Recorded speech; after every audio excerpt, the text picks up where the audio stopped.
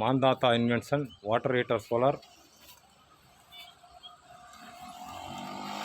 இது ஈரோடு பக்கத்தில் இருக்கிற பல்யூத் வில்லேஜில் ஃபிட் பண்ணியிருக்கு.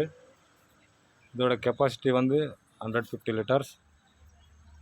இது வந்து 7 முதல் 8 பேர் வரை குளிக்கலாம்.